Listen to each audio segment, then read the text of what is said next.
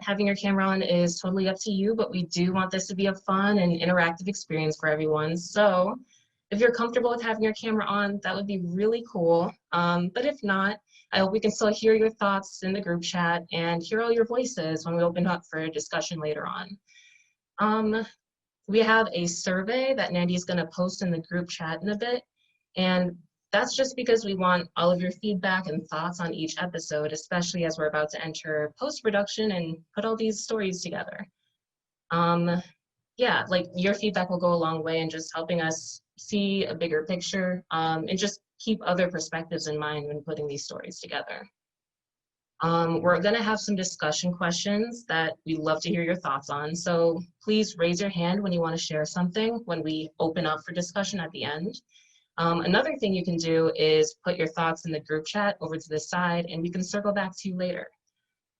I'm really excited to have you all here. And for anybody new to the project, Manifold is an experimental anthology docuseries. It explores the nuances of Black queer identity through the experiences of Chicago's artists, organizers, and everyday people. So some of the filming on this project is taking place as early as 2018, and as our team grew over time, something that especially stood out with this project was just how unique every story is in this series, as well as the different styles that each producer has in their episode. So 2 years later, it's been such an honor to introduce you to the rest of the team. And before I get to the team, I really want to shout out all of the sponsors that have just helped this project come together.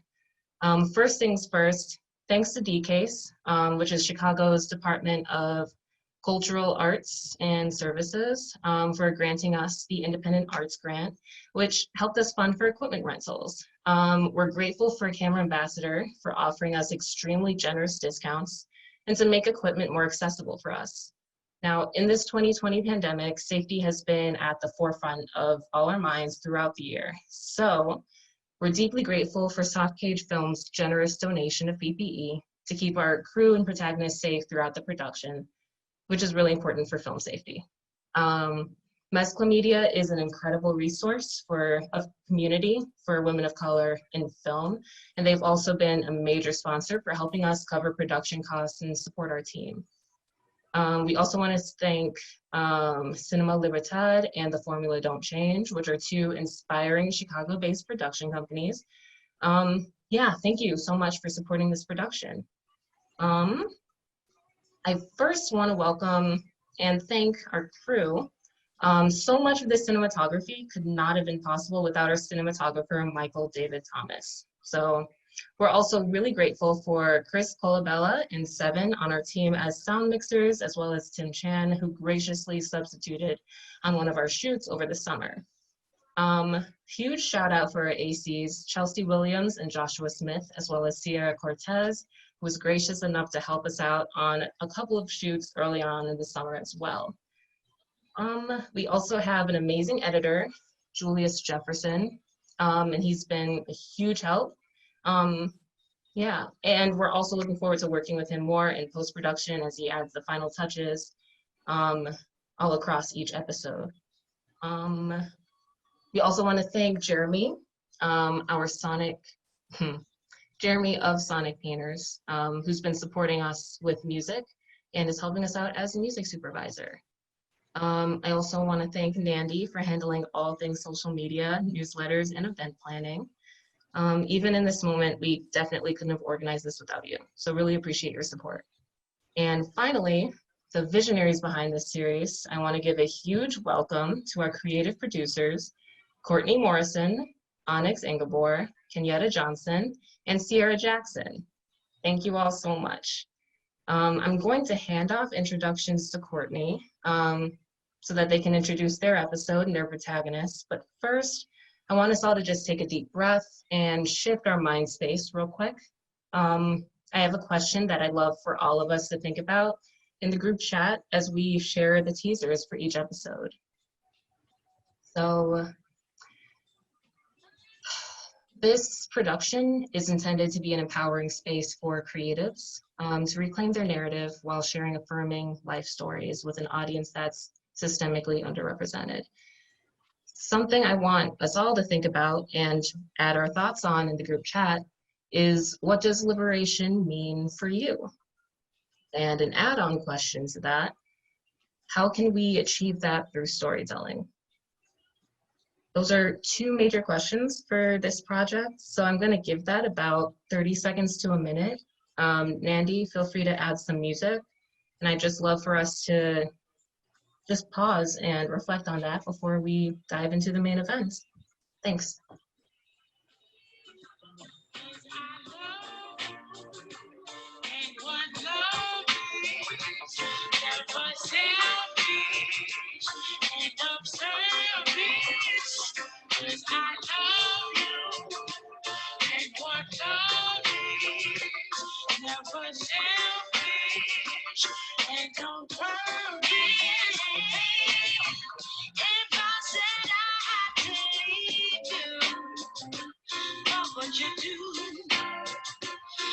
You still talk to me. I never want to be cruel to you.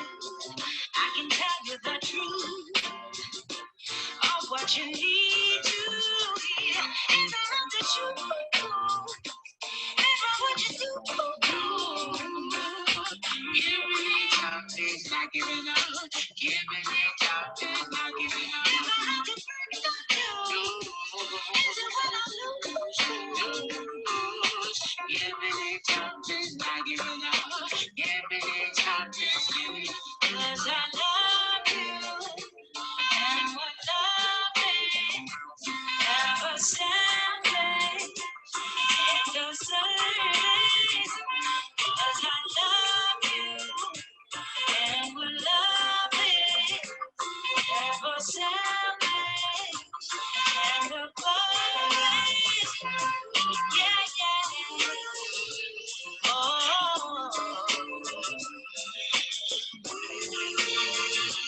lady, if I had to choose.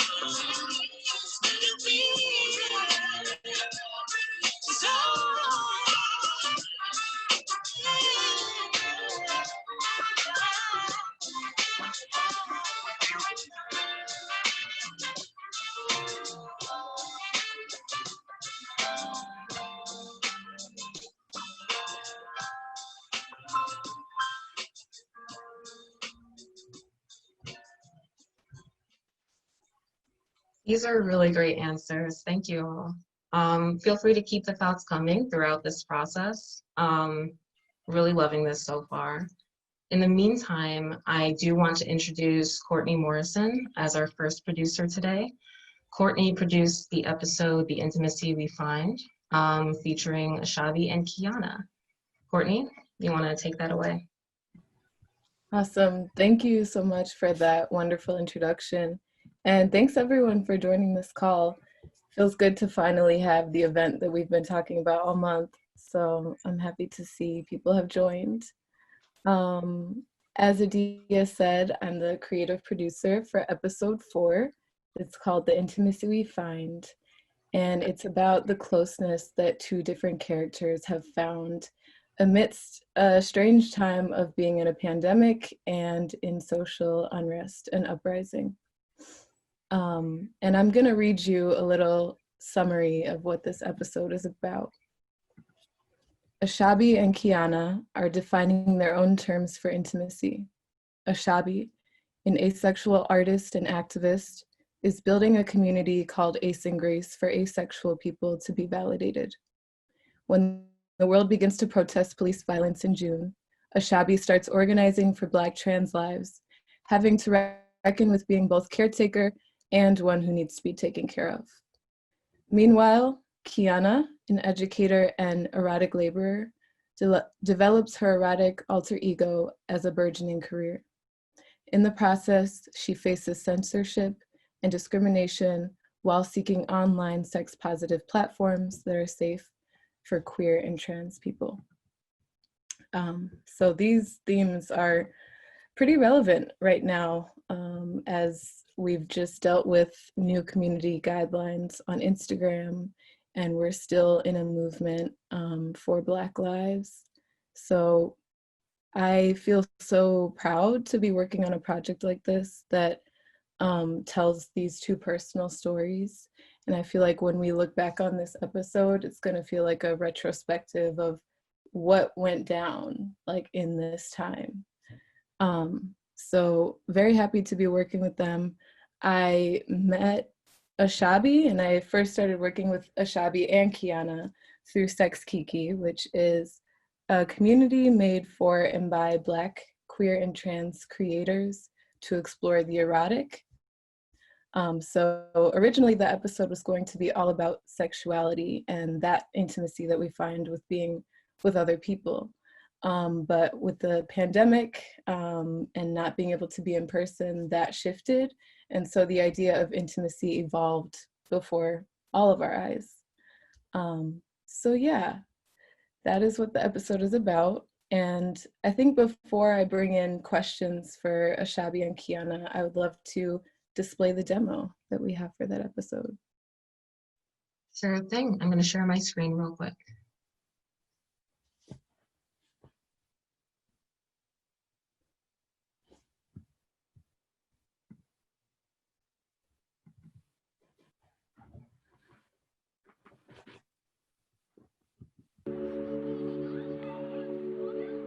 It's been like a lot of reflecting on like what I need for myself during this time and what I'm able to give to other people. Never forget how to move even after a long spell of sitting.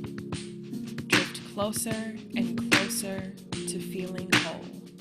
I've really only known sex work and the pandemic hand in hand. There's so much work that needs to be done within the community amongst us for people recognizing what the hell it's like to be marginalized within a marginalized field.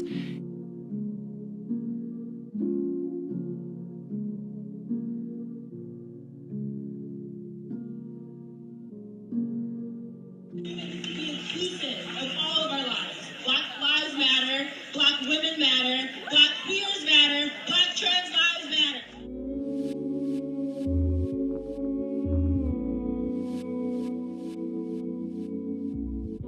Being always available means that I'm always spending energy, and that energy could be used on me. And this is a time especially where I do need it most.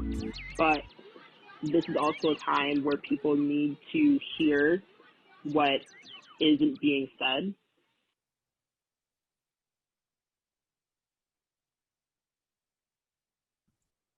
Yeah. So, oh, thank you for that applause. Just segueing right into a couple questions for Ashabi and Kiana. To start, what got you guys interested in joining Manifold? And I'll go to Ashabi first, so you guys aren't like overlapping at the same time. Yeah, so hey, I'm Ashabi. I think the reason why I was interested was based off of the first conversation we had. We were sitting in the Chicago Athletic Center and we were just talking. You were telling me about this series and this project, and we were talking about like intimacy and how that looks like it from a person who's asexual, and how does it look like with having a partner who's not asexual, and like all of those things. And I wanted the opportunity to like share that, because there wasn't really a way to get that in the open, and there wasn't really the opportunity to have that narrative discussed in a way that's not how do I say this, marginalizing an already marginalized community.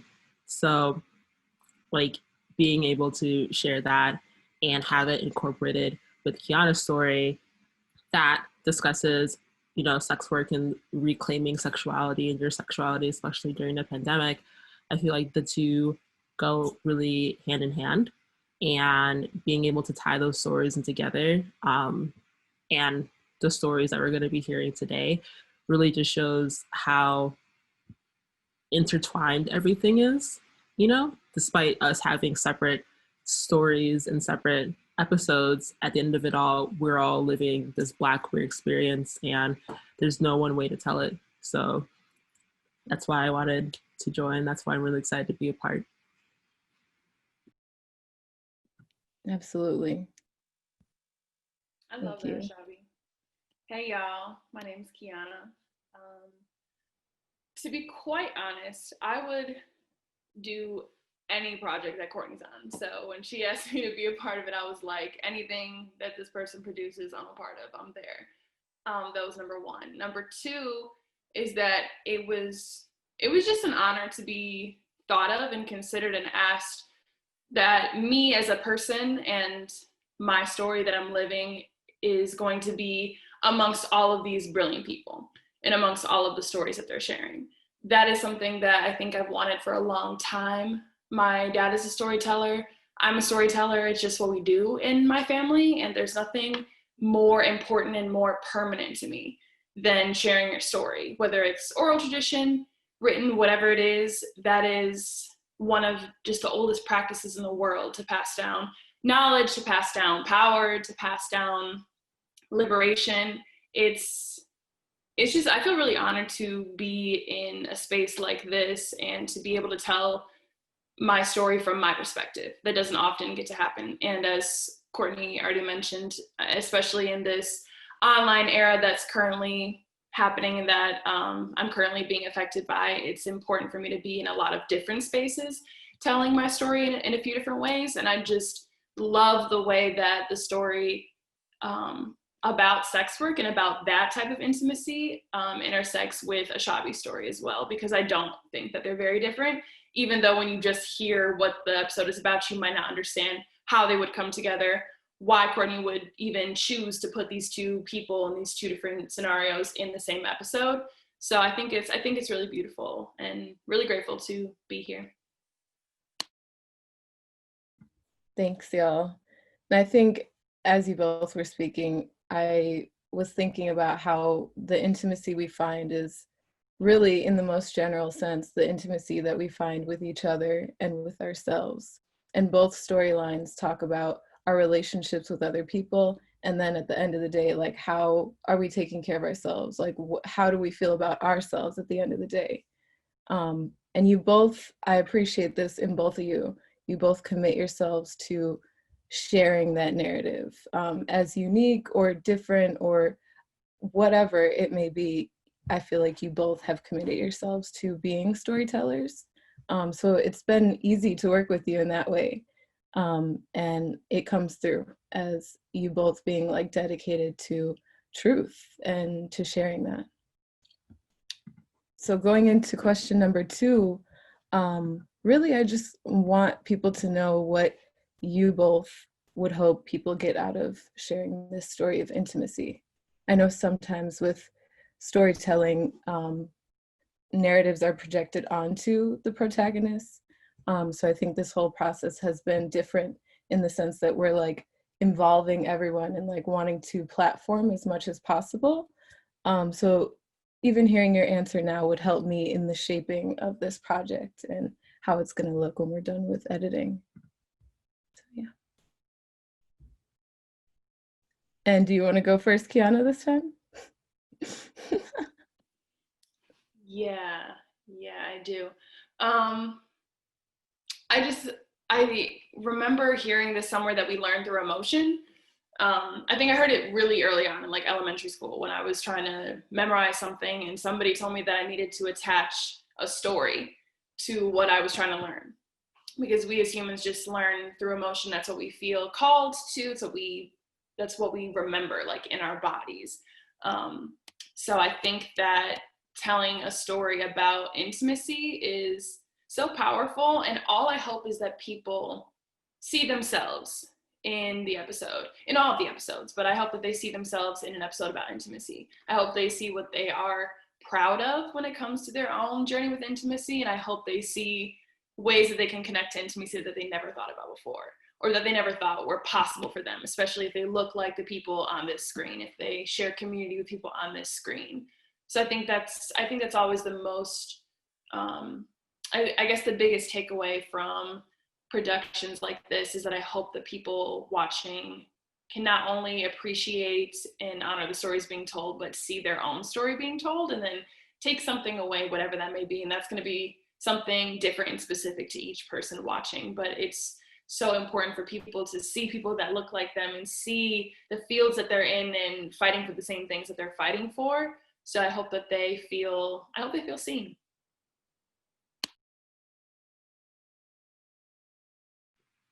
Yeah, echoing what Kiana said, I really do hope that people see versions of themselves in our story, and that they understand that intimacy isn't a one and done thing. It can be expressed in so many different ways, and even the way that you express it now will be different from how you express it a week from now, a year from now, whatever, it changes. And to fully embrace that change and find different ways to navigate through that and hear stories like ours, so that they understand that, this isn't a stagnant thing, it ebbs and flows, and you're open to expressing that however you want. And whenever you do, if you choose to do so, there's going to be communities like these, and that they may find that will, provide them with that love and care they need to go through whatever they're going through in their processing of intimacy.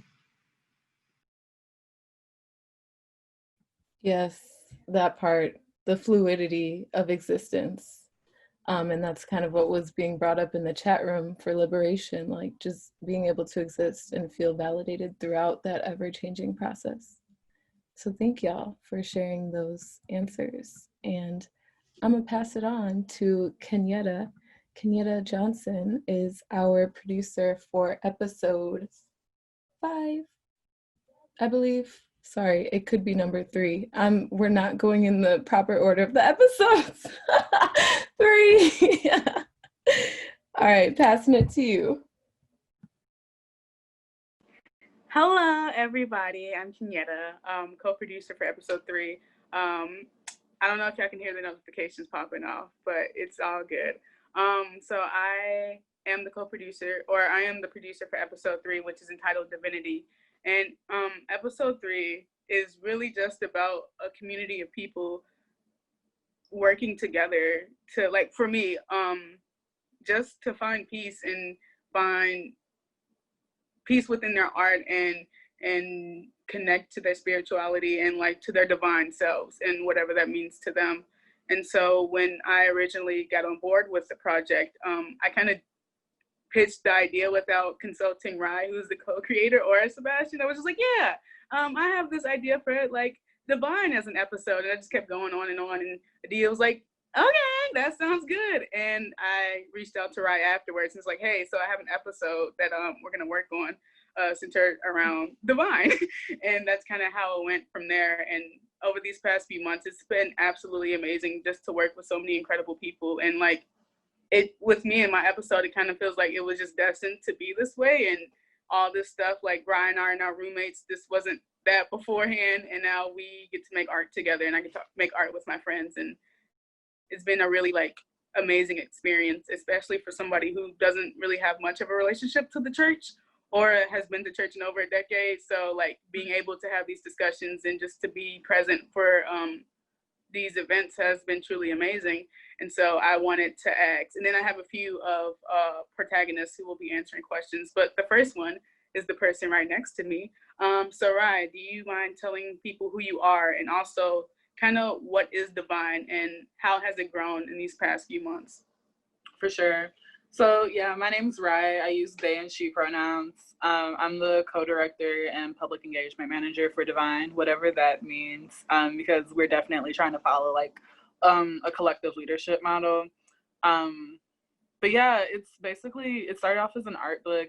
Originally, throwback all the way, it was supposed to be a zine, became an art book. Shout out to Sebastian for believing in us doing more than I believe. And yeah, so we're working on an art book that's like basically collecting art, poetry, essays, all of these things in response to, yes, typical earth signs, in response to like conversations of divinity, religion, spirituality. I grew up in the church. I'm a preacher's kid, grew up in Christian school.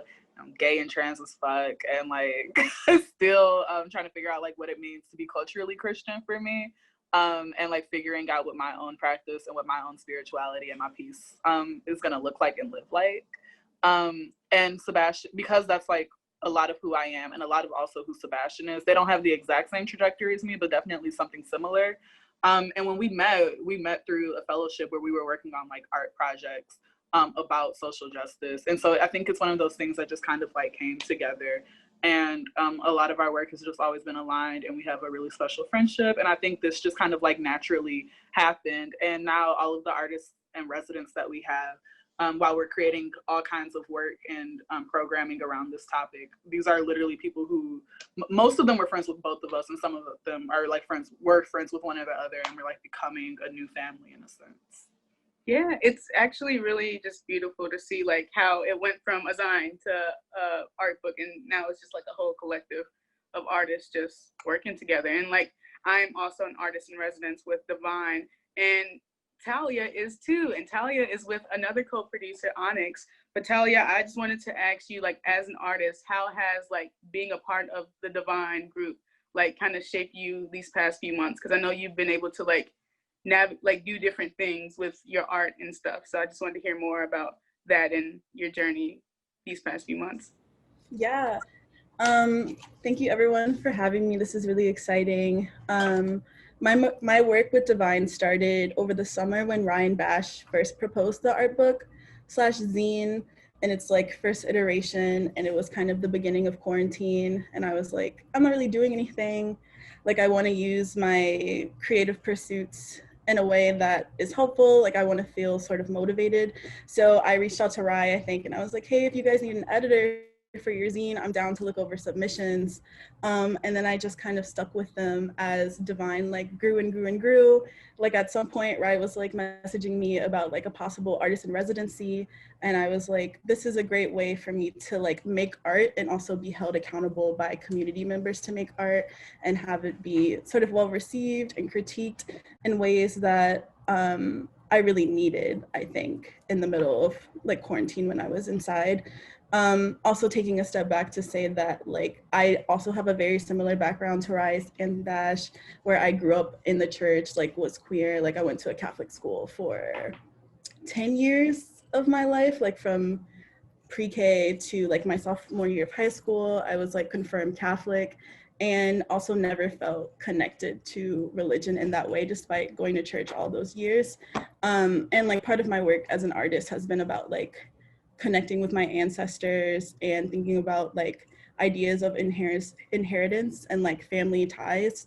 And that's a big part of spirituality that I wanted to talk about.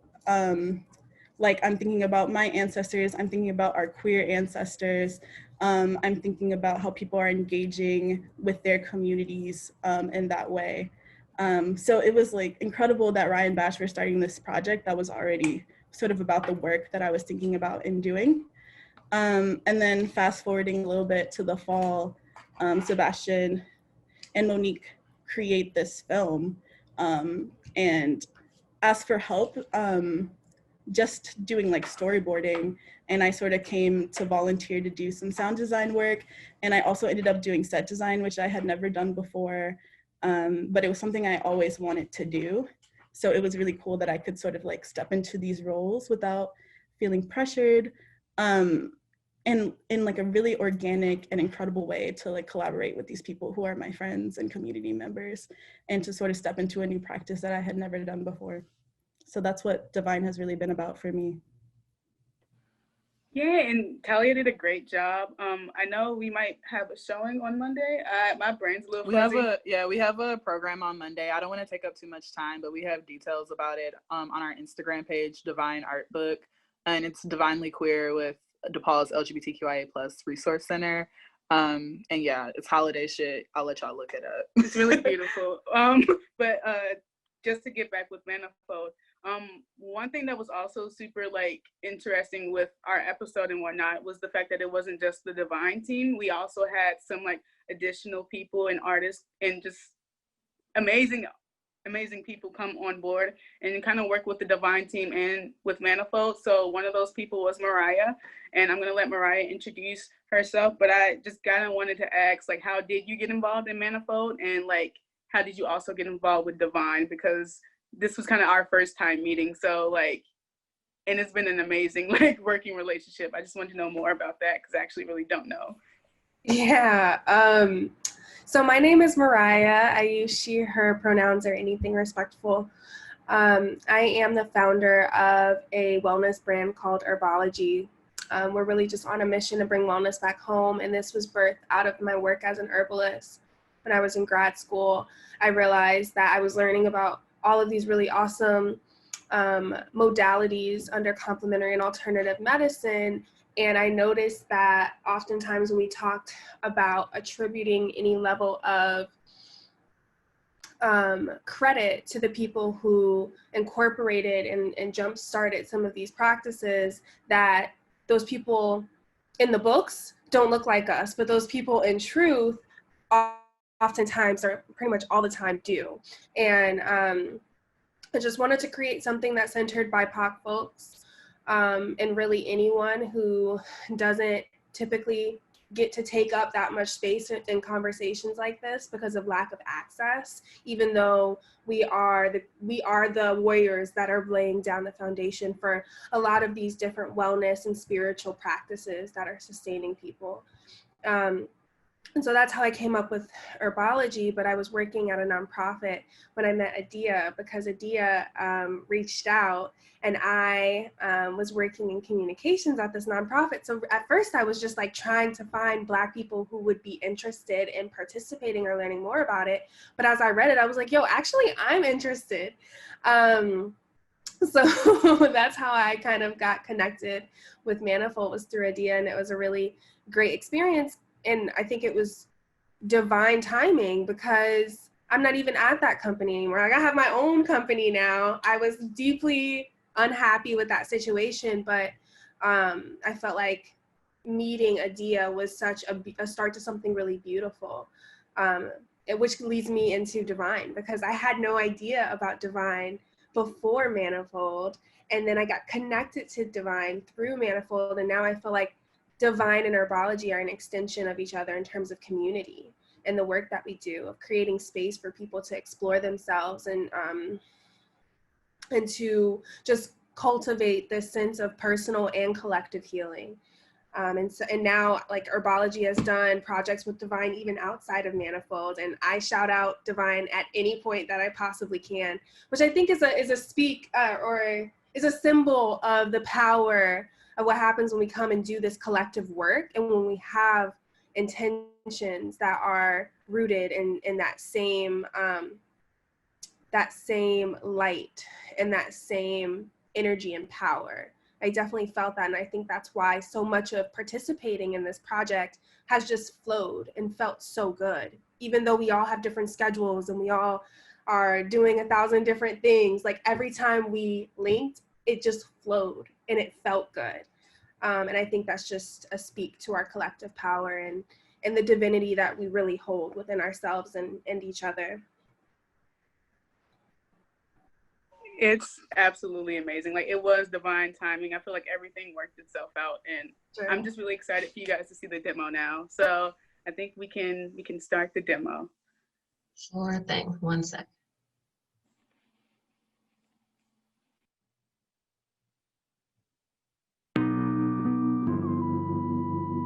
Divine is a collective facilitating conversations of divinity, religion, spirituality, relationships with the church, and a lack thereof, from a critical, queer, trans, BIPOC lens. This project aims to have more nuanced dialogue about religion and other spiritual practices. Divine's mission is to deconstruct and heal the harm caused by organized religion, using curatorial practices, community building, and dialogue centered in ancestral traditions, in addition to reclaiming spiritual practices from organized religion. Divine is a space to free ourselves from the harm caused by religion and find the divinity within ourselves through engaging programming and nuanced dialogue. Divine is a space to pray, a space to heal, a space to love, a space to mourn and honor our ancestors, a space to reclaim our ancestral traditions, a space to be in community, a space to find your magic, a space to be divine.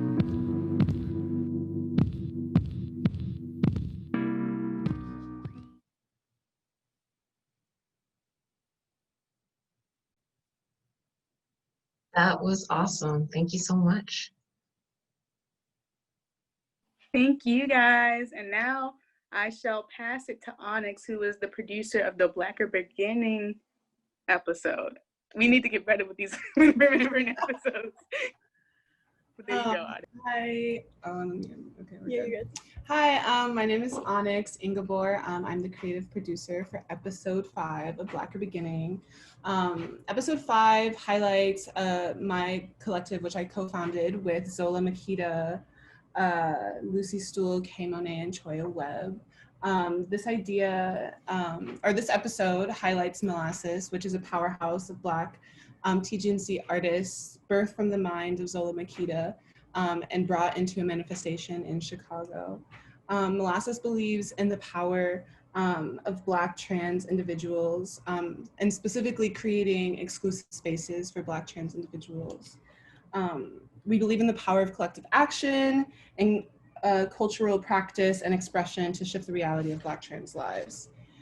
This episode in particular goes in depth into the way that Molasses sort of took this moment of sort of like collective uprising to put Black trans lives at the center of this movement, to put Black trans liberation at the center of this movement. It focuses on the origin of this collective and the importance of highlighting Black trans lives right now, and like the importance of Black trans liberation as it's connected to all of our collective liberation. So this episode goes into that and how we sort of disrupted the nightlife scene in Chicago, disrupted this moment in Chicago by creating a space that was exclusively for us by us. So I think that's all I have to say for now. I will introduce Zola Makita. Zola, if you want to just tell everybody a little bit about yourself, a little bit about who you are, and sort of like the role you play in Molasses, and then we'll sort of like bounce back to a little bit more about the episode. Can y'all hear me? Amazing. Yeah, I'm Zola Makita. Hello. I am one of the co-founders of Molasses, like Onyx said before. Yeah, outside of being an organizer for Molasses and also Swoon Chicago, if any of y'all know what that is. Swoon. I also exist as like an artist and a musician and a visual artist and theater artist and a writer as well. So all the things, all the multidisciplinary arts, ridiculous. But yeah, I am a DJ. A lot of people may know me from doing that as well. A bitch do a lot of shit. Yes. This is a very light-skinned room. This is wild.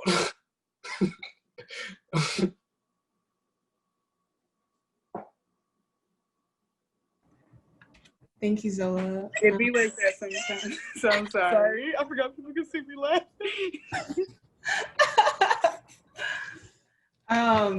So yeah, we're gonna go into a bit more about the episode.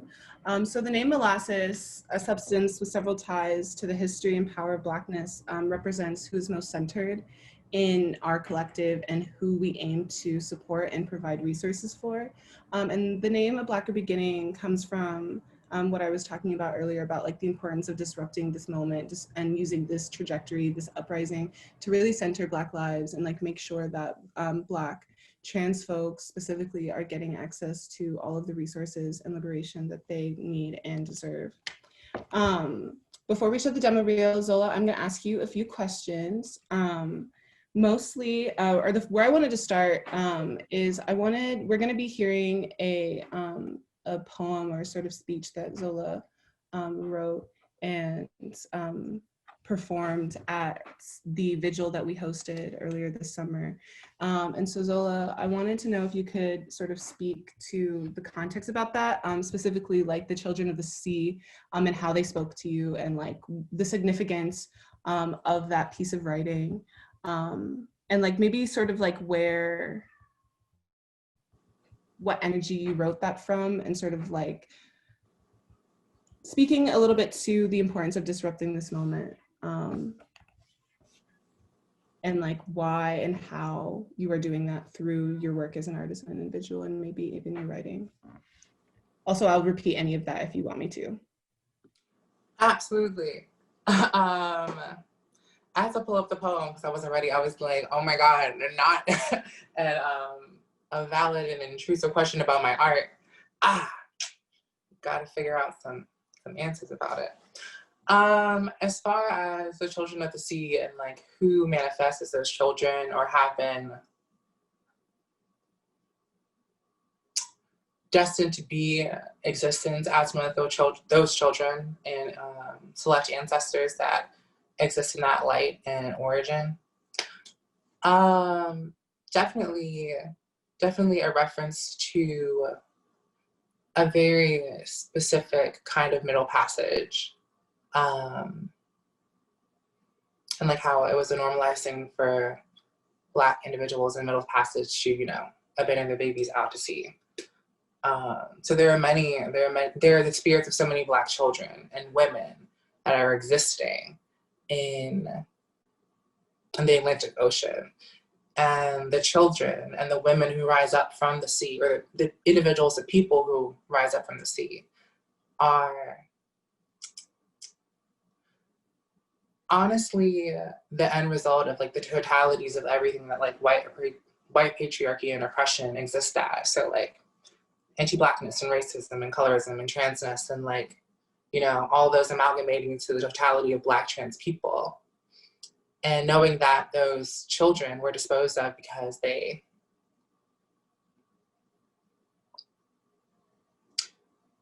were so coveted and longed to be kept safe that their sacrifice was no less of an alleviation as any, given their condition. And I feel that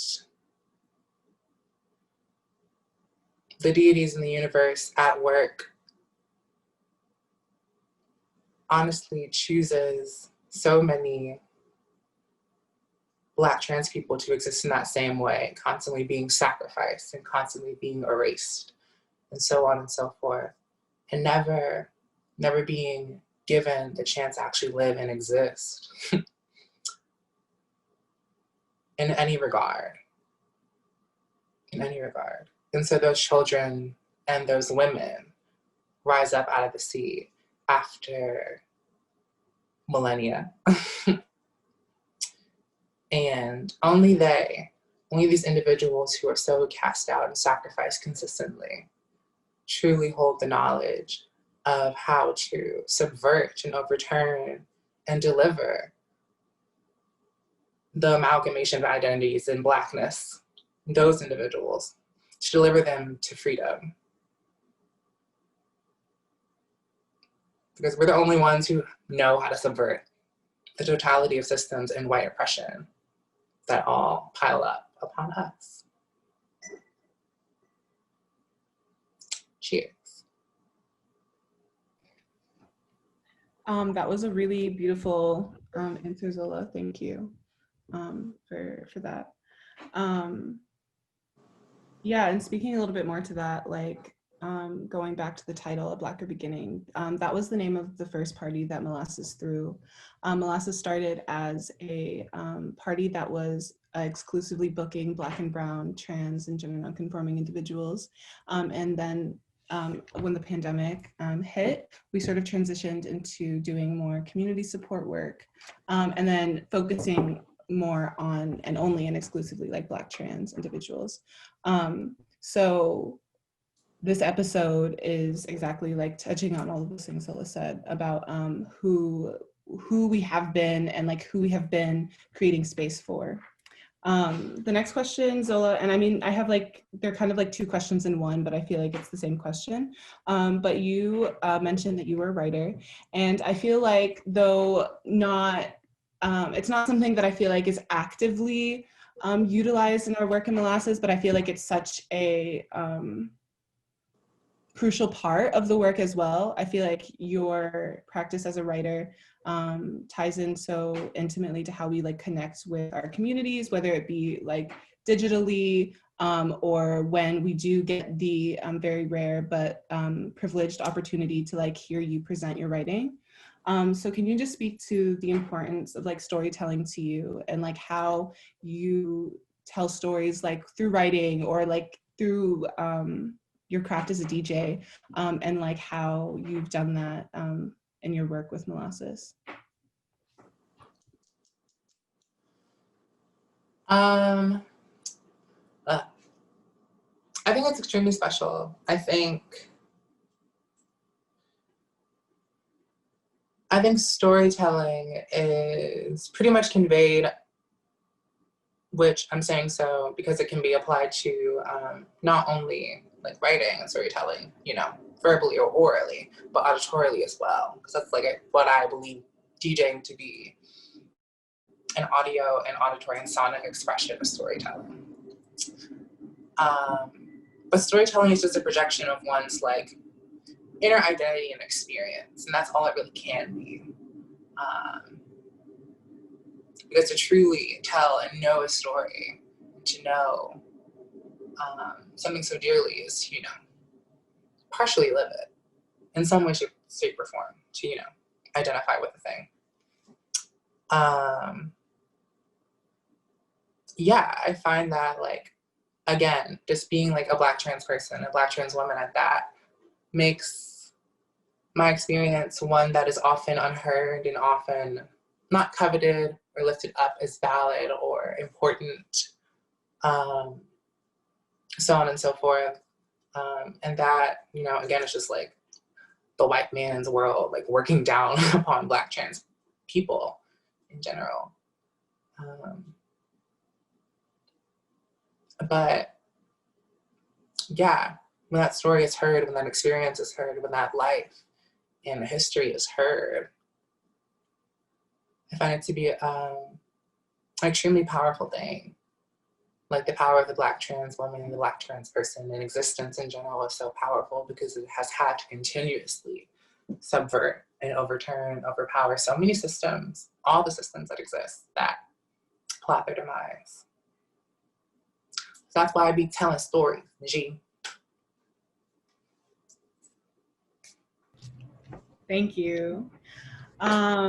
Yeah, so that being said, the work that Molasses as a collective does is at the end of the day, and like what we're most focused on is like doing everything we can to cultivate Black trans power, which looks like providing tools for storytelling, allowing people to tell their stories, creating spaces for Black trans joy, creating spaces for liberation. And so I think it all culminates. So I'm really excited for you all to see this demo. When Adia had originally approached me and Zola about the episode, we were at a very different point as a collective. We were sort of trying to manifest our own DIY space, which we were pushed out of because of these systems that plot our demise. But honestly, like a blessing in disguise, because through that, I feel like we sort of really found ourselves and like a really deep purpose as a collective. But I was really excited to be able to produce this episode as a member of Molasses, similar to things that Kenyatta said. It just is really exciting to get to tell the story of the work that Molasses has been doing, especially as someone who's been involved in that work, especially as a filmmaker, which is not, that's a part of my practice that hasn't necessarily intersected with Molasses until Manifold. So it's been exciting to be bringing that work, which is my background, like into this community practice. So yeah, I'm really excited for you all to see this demo.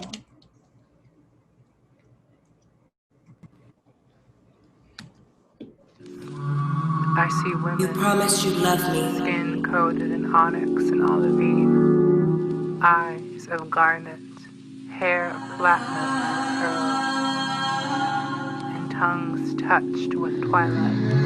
You promised you'd love me. They board the ships birthed by the babes and begin to sail across their scarlet sea. I ask them, where do you sail? Where does your ship lead? They say to a place we have never known, in a home we have never seen. The children of the sea have spoken to me. From where I'm motherfucking from, trans people are living in plain sight, but that's not the words we use, right? There are trans people from the ghetto that I'm from the hood that I'm from, that I would see myself in, but I would never use that word for several reasons, right? And I feel like moving to Chicago has really shown me like the power of that, of the word trans, and the power of like fucking up gender and like complicating it, not beyond just like binary trans people, right? Like really like making gender feel like, what the fuck is that, you know? While still like finding power in it at times. And so I feel like how it informs my practice now is like, girl, fuck it all up. For those of you that think that gospel music has gone too far, you think we've gotten too radical with our message. Well, I got news for you. You ain't heard nothing yet. And if you don't know, now you know. Glory, glory! Woo! You better put them hands together and act like you know up in here. GP! Lately, I've been going through something that's really got me down. Put your hands together. Come on! I need somebody to help me come and turn my life around. I feel like having some church up in here. Come on, chat! I can't explain it. I can't obtain it. Jesus, your love is so, it's so amazing. It gets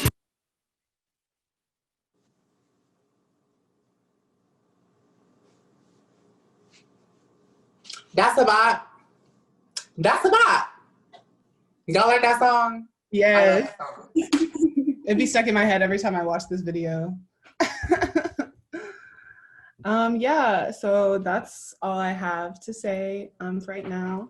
But thank you all so much for listening. And thank you, Zola, for being a part of this discussion. I think I'm passing it off to Sierra. Yes? Amazing. Yeah, we do need to. Cool, thank you. Also, love that for y'all. That was really good. But yeah, I'm Sierra. I am the creative producer for episode 6. Yeah, I'm reading the chat right now, but yeah, the poem definitely does hit harder. But yeah, so I'm Sierra, creative producer for episode 6. The episode's titled Inheritance, and it features Mars. This episode is a little bit more of like experimental, I suppose, where we're really drawing on a lot of Mars's, like a lot of like different textures that he grew up with. So whether that's movement or music or poetry or just film, just different sort of like tangible textures of his youthhood. It features an interview, a conversation between him and his brother. And so it's really like a reshaping of family values and investigation of oneself. This reintroduction of two brothers, two men getting to know each other at these different stages in their lives. But since we have Mars here, I would love for him to talk a little bit more about his experience in this project, and then also sort of like what are some things that you learned? What are some things that you've been able to process and reflect on, because the story is so personal? And I say this often of like, there's so many like side stories that I have been privileged to learn from Mars that are not in this, and it's not, you know, it's not the place for that. But like, just the little bit that he does give the people, the little bit that he is willing and like trusting to share with other people, I think is really important. And so, yeah, for you, Mars, what was the experience like, and what have you learned? Thank you, Sarah. That was said so beautifully. I learned a lot actually within this entire experience. Upon first getting a call like for the project, it was not too far after the pandemic started. And so it was pretty exciting actually getting the opportunity to be able to create and also showcase more recent work that I was already kind of in the process of experimenting with, alongside someone who I've gotten to know through yourself, and also through the relationship that I kind of share with your mom, who is a really dope person. It was a really cool process of just getting to do all of that. And pretty quickly, I learned so much about myself within it. I learned, one, how to really mesh all of these things together. Because to be honest, I was ruminating on all of these different practices and disciplines that kind of come together. And pretty quickly, the project that, this project and the way that you were willing to kind of be open to it all allowed me to kind of bring the story together pretty seamlessly, but also there are some parts of it that doesn't really, as you mentioned before, doesn't appear necessarily within the documented process. So this was just honestly, I think the project itself, it started when you called me, and then it's been like an ongoing process of learning so much about myself leading up to the process, how it feels to collaborate with other people, the vulnerabilities that you didn't even know would rise within the process, and like just kind of dealing with that and understanding it through this documentary process. So that was all just so insightful and beautiful to witness alongside my brother and like a community of creators who were just around us making the project happen. Yeah, thank you. Thank you. I also really want to like acknowledge you and like thank you publicly for sharing and being like present and willing. Yeah, it's a lot, and I think like that sort of like internal work is mutual. Like we both are like learning new things about ourselves, learning new things about each other, learning things about our practices in whatever, you know, sort of capacity. And I think like it's hectic energy. To be honest, it's really hectic. It's a lot that happens at one time that we have to sort of figure out. And so I think that like, especially with this episode, what I wanted to remain true to is giving you the space to share your story. And what that looked like is, you know, sure, I created some questions for you to ask your brother, but at the end of the day, it was like a true conversation between you and your brother that looks like you creating the choreography, you creating a musical piece to go along with, you know, you really bringing in literal pieces from your home to be on set. And so that's something that I wanted to create a space for you to sort of like step into and express yourself. And then for me, I'm really interested in tone and like pacing, and I don't know, I just like to try things. So this episode is a bunch of me trying out some ideas. But yeah, I don't know, do you have anything else that you'd like to add? No, I think there was moments where like, just as we're so used to like the documentary process, I went in with like some notions. It's like, is it going to be this? Is it going to be that? And I think what I like so much about this process is that I probably still had some of those notions, but a lot of that it was just like being cautious and like just trying to honestly protect, you know, my story. But I think this was a pretty open space that really allowed that story to like basically come out and unearth itself in a very natural way. And you know, it's been a learning process that's consistently building upon each other. The work that I'm kind of creating on the project, you know, is something that I'm still working on right now. So I'm very grateful for the project even being something that allowed me to like kind of really think tank it all together and continuously build upon it. And I'm very grateful for all of that. Thank you. I have one quick question for you as well. Obviously, the episode is about you, but how's your brother? Like, what's he up to?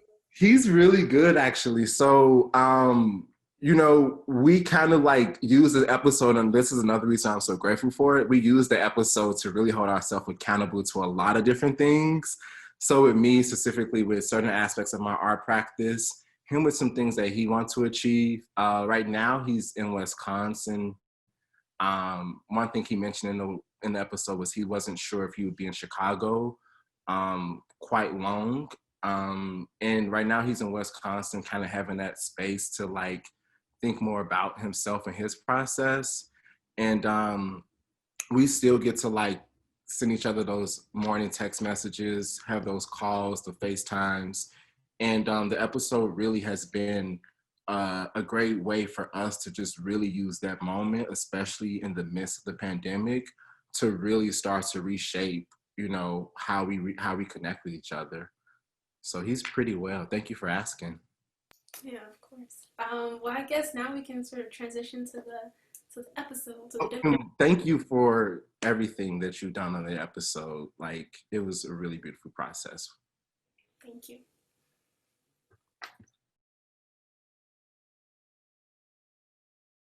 My brother, how you feeling? I'm feeling good today. How about you? I can't complain in the times we live in. I want to start by asking you the first question. What's some of your earliest childhood memories? Keep striving to get better at it. Yeah. And he finally told me.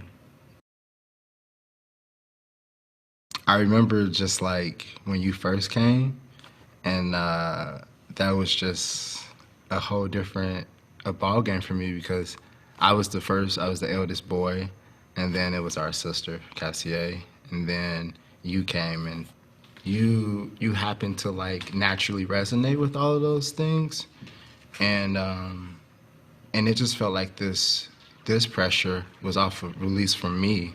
It felt like I didn't have to be someone else. Anyone just joined us, I mean, I was yes. You've been known to refer to yourself as the most beautiful thing in show business. Yes, Dick, I've been in show business 20 years, and I am the best looking man in this business, without any doubt. I'm very, very beautiful. Yeah. And I'm not conceited. No. I've never been conceited, I'm convinced. I am the best looking thing. Could I say something? Well, you just did, but go on. Shut up! I am the bronze Liberace. Let it all hang out! Wake up!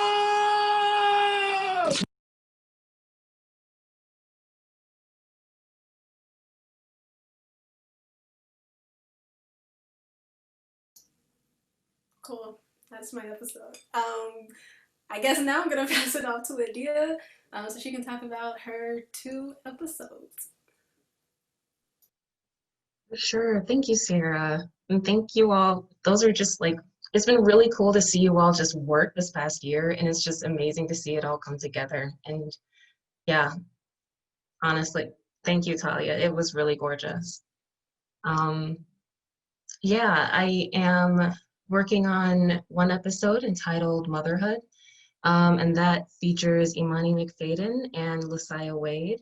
Both are mothers based in the Chicago area. Lucia Wade is one of the founders for Brave Space Alliance, which is the first Black-led, trans-led organization that specifically supports South and West neighborhoods in Chicago, as well as Imani, who I've been working with since 2018, capturing her life story as well.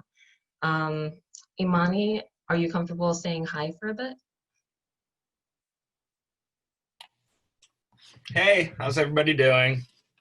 Hey, thanks for coming just through this conversation. I have a couple questions, especially just considering that we've been working for so long.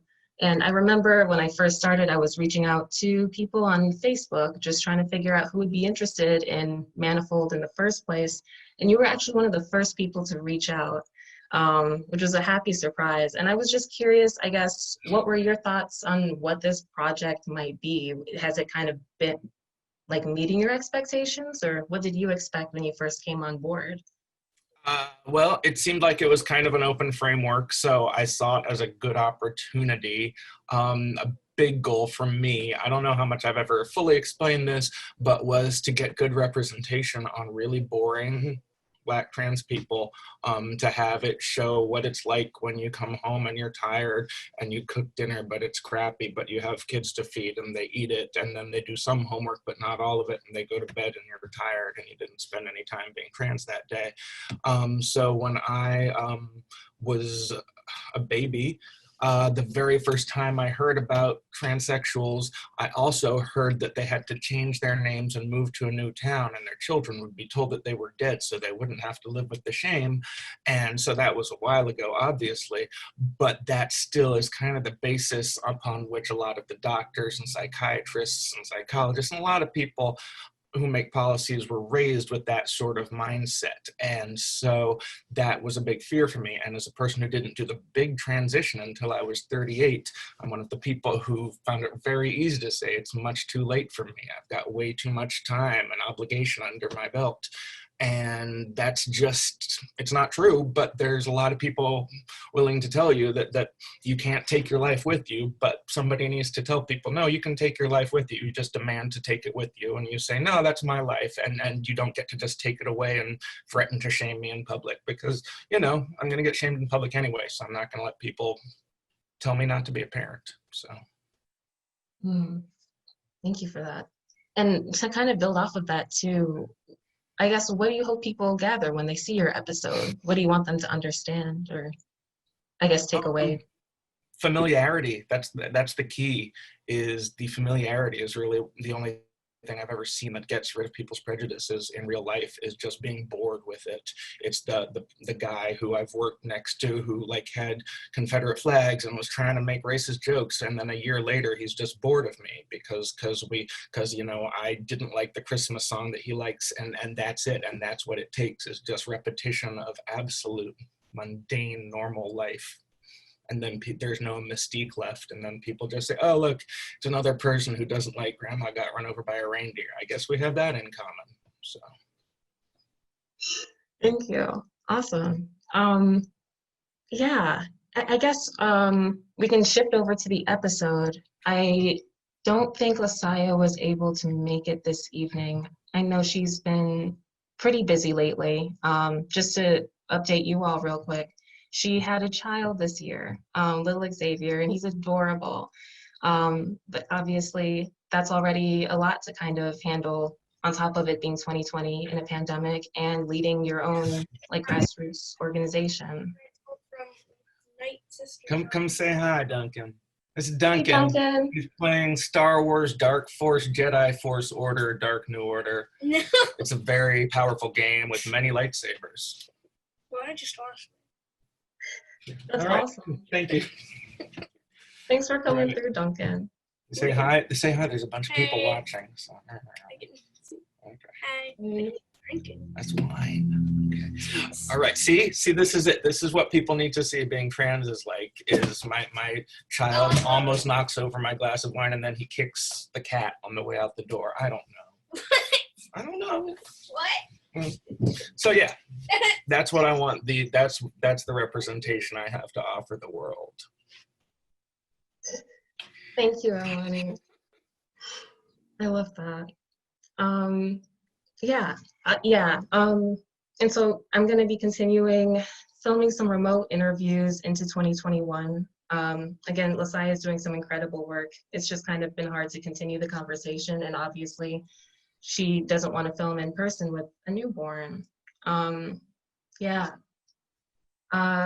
Okay, cool. Then I'm going to shift over and I'll share the episode real quick. I'm going to share my screen. 1 second.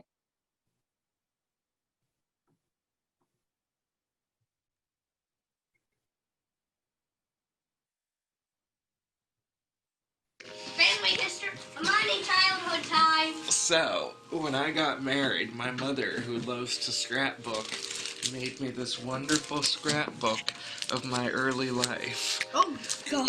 Duncan has a photo that looks almost exactly like that.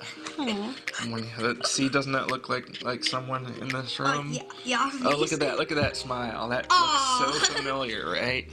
A money, it should say a money lucky.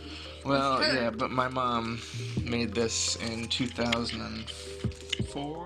What does motherhood mean to you? And what has that meant, especially in like this stage of Duncan and Stella's life? It's so loaded. It's so ridiculously loaded. I would never answer that question. It's just like begging to have a million fights picked with me in the future. I'm not worried about somebody attacking for it. That's going to happen. It's just a matter of, is it going to affect my children? Is it going to affect my access to goods and services? And people are going to be mean, and that's not a priority. Everything I do as a mother will be held to an examination to how artificial it is. I'll say it many times that being trans makes you a silver screen. You're just perfect for projecting anything you want onto. I've always wanted to be a mother. So in these moments, I'm enjoying every piece and nook and cranny that I can enjoy, regardless of the crazy time. Because I want a house full of kids. I want the crazy moments. I want milk flying across the living room. I want me waking up and then there's just toys every fucking where. I want that. Like, I'm a person that has been dreaming of that for a long time and never thought that it could be in reach, but in these particular moments, it could be in reach. You think in your head, oh, you're gonna have this perfect little person and you're gonna mold them and you're gonna mold them so they'll be like you, okay? And they'll think the way you think and they'll do what you think is good. And then you have this child and sometimes they do, but a lot of times, no, it's like some alien got into their body and then you have to deal with it. I don't know. So that's what I think about motherhood. It's the hopes and dreams and, oh, you're going to be the perfect person. You're going to make this perfect person. And then I think every mother who is honest will say, yeah, that didn't turn out that way. Babies can't stick to the plan. Exactly. And then if you're wise, you give up the plan. I really love that convo with you and your mom. I was also curious too, like what was that like talking about motherhood with your mom over Zoom? Oh, I mean, it was fine. Like, we've talked about some of that stuff before, and it was. Once I explained to her what the point of doing this interview was, she was totally on board. You know, so she likes to talk. I like to talk. We both like to tell silly stories. So, and many of our silly stories have each other as the antagonist. So it works out really well. So. I love that. Yeah. And I'm excited I know we're going to continue with interviews in 2021, but it's just already a joy talking with you and your mom. So yeah, she had foot surgery yesterday, so we're not going to do the pronouns and misgendering with boomers conversation for another couple weeks. No, that's definitely understandable. But yeah, thank you again just for popping in and talking with us. Will there be a replay in social media? We will be posting this event on YouTube later on. So if you are interested in seeing the entire event later on, Tim, we're definitely going to be sharing around the YouTube link.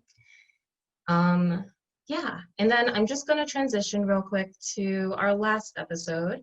That episode is entitled Reclaiming History. It features a local Chicago artist, performer, and she's also involved in organizing, Jordan Rome. And I first reached out to Jordan 2019 in November when she was helping out with Dred Scott's 1811 slave rebellion in New Orleans.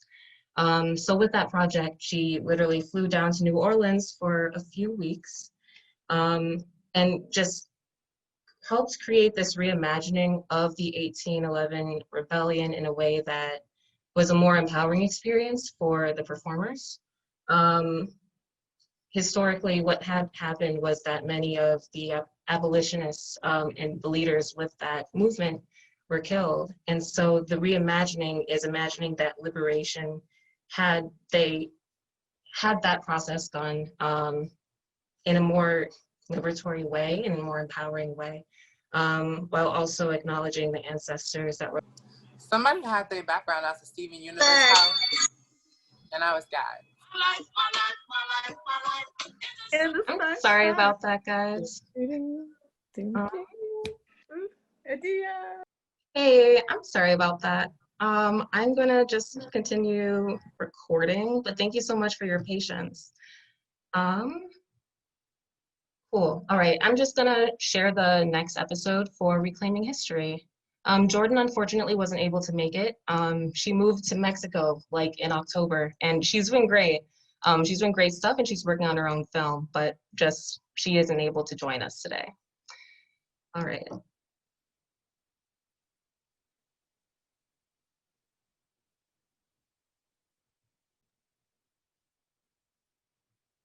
Modern day slavery looks like a lot of different things. It looks like the prison industrial complex. It looks like mass incarceration. It looks like sex trafficking. It looks like food deserts. It looks like a shitty healthcare system. It looks like an attack on queer rights, the attack on pussy, gentrification. It looks like people being so emotionally unaware and detached from feelings.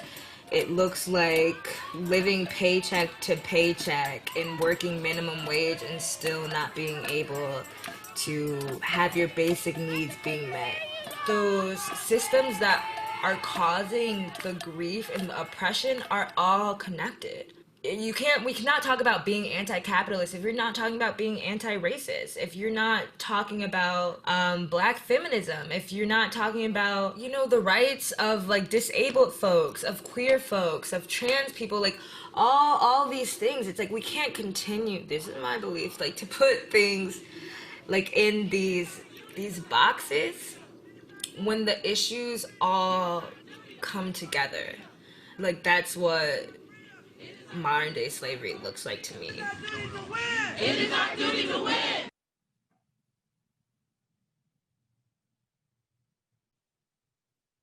All right.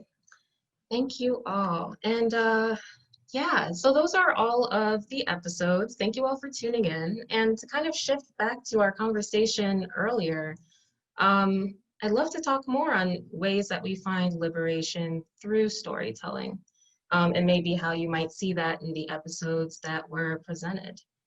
I think I'm gonna start with the producers because I know that they're already pretty like involved in their episodes, of course. Kenyatta, if you're okay kind of talking about it, how do you feel like you experienced liberation in storytelling with your episode Divinity?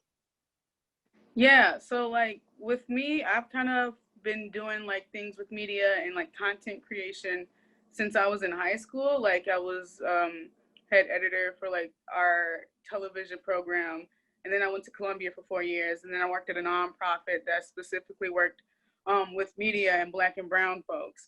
And so I always like felt like, oh, I'm liberated in this position. Like I'm making stories like with Black and brown people, but then it was just like always other people with like not in my community telling me, oh, that's not right, or oh, you can't say that, or oh, we can't make this, or like you have to change this, or you can't really do that.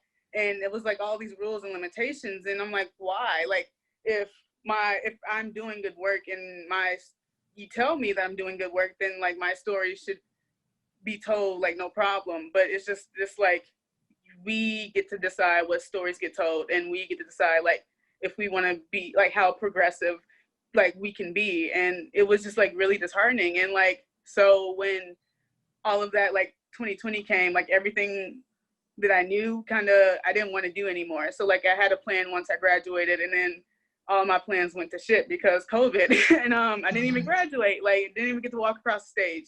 I thought I was gonna be on set of some show for Fox or like some network show because like I had those connections and it was a possibility, but I ended up turning that down. Like I did get an opportunity to do like something on set for like a really big like organization, but it was either work 12-hour shifts like throughout the summer and fall or do Manifold. And it was kind of like very easy for me to decide to do Manifold and to dedicate myself to this project because that felt truly liberating, like being able to be in control of like this narrative and the story, not even being in control, because I don't even like that word, just being able to tell the story with so many people. And it's not even just like my episode or my story, because it's everybody's. Like this story is going to tell a lot of people's stories and it's going to resonate with a lot of different people. And it's such a heavy topic, like to talk about religion and spirituality and like what that means for us, like within like the LGBTQ plus community. Like I haven't been in a church in a decade and that was by like, I chose not to go into a church. And I had to like really think about like, is it the church? Is it my experiences? What is it? And it was very like cool to see everybody else like go through these spiritual awakenings and like even like just everything. It was just truly amazing. And that liberated me because it opened my eyes and it made me see so many things. And even with like watching everybody else's episodes, like these stories, like we've been working so hard and we do so many like of these meetings and we're really tired and stuff. And like, but when we look at the work that is actually being made, it's just so amazing because I've not seen anything like what we're doing. And it's nice to know that we have the space and the support of everybody. And it's just, it really does feel liberating in every sense of the word. Sorry, Oh, yeah. I forgot I was on mute. No, that was perfect. Thank you for putting that into words. And I also want to say, for anybody who might have just tuned in and like isn't in the Manifold project, but you have questions, feel free to put them out there. You can put them in the group chat. Definitely feel free to speak up. In the meantime, I'm kind of just going to continue posing questions around just to hear more about people's experience on production. Onyx, I kind of have a question for you, if that's okay, just because I know your story is like developed a lot, and I'm kind of curious how you were able to adapt to like all the different factors. Oh no, did my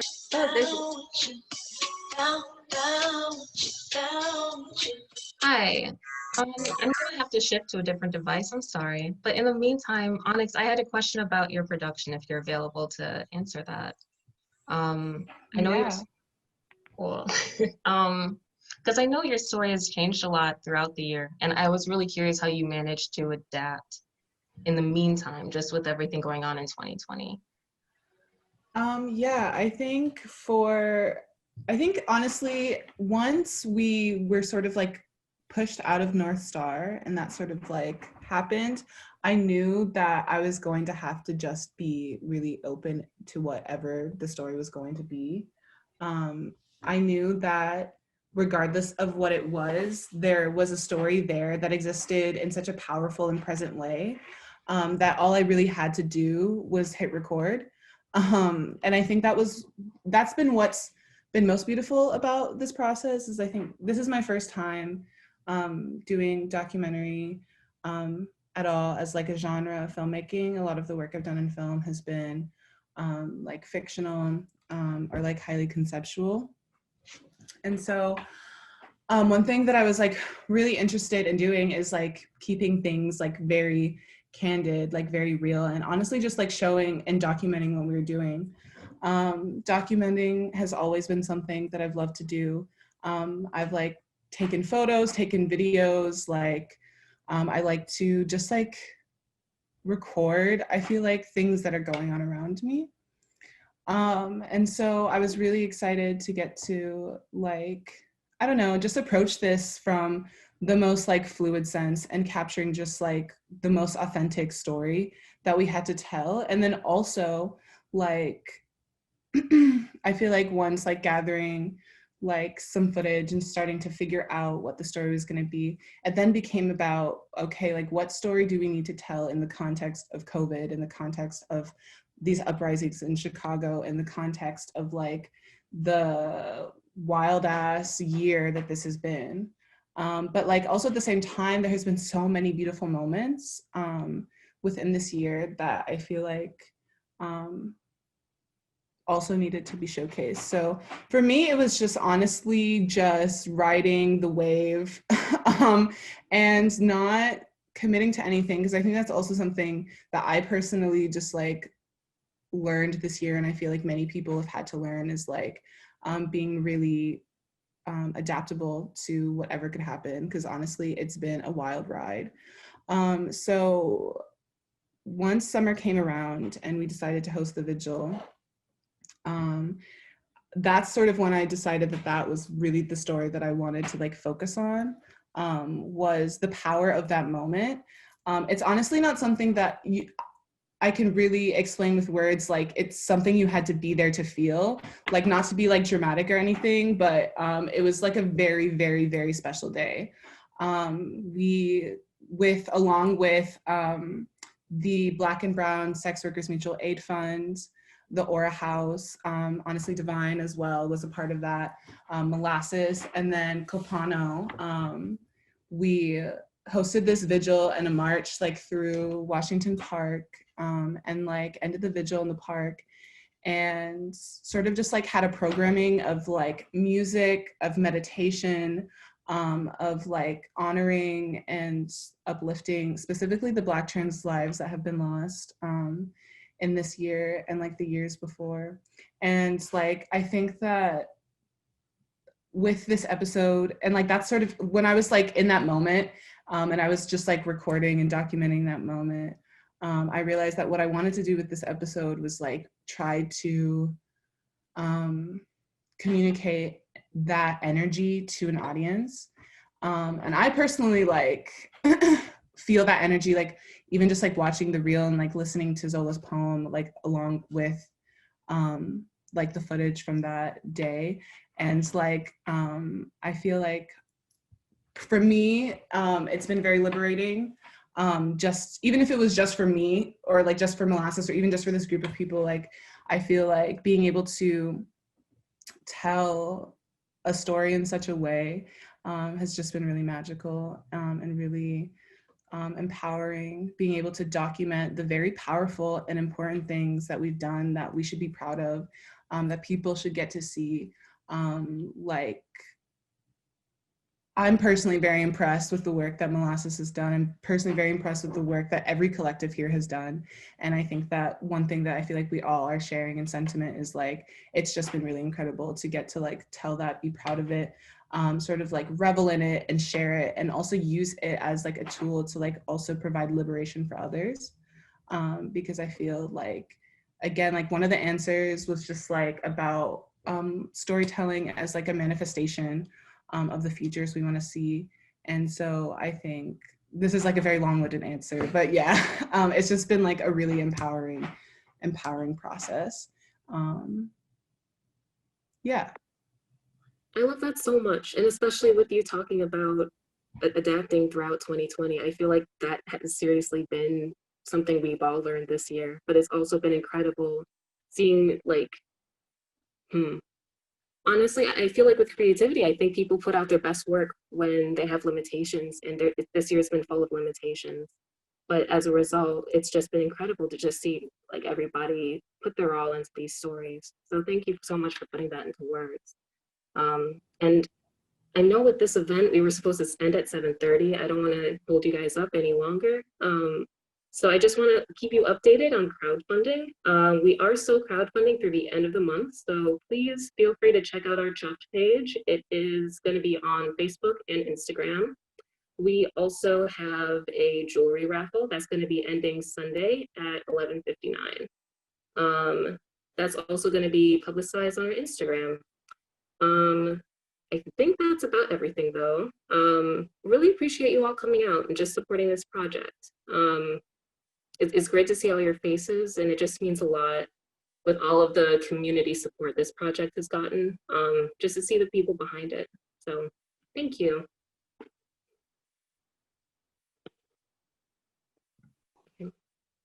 Thanks, everyone.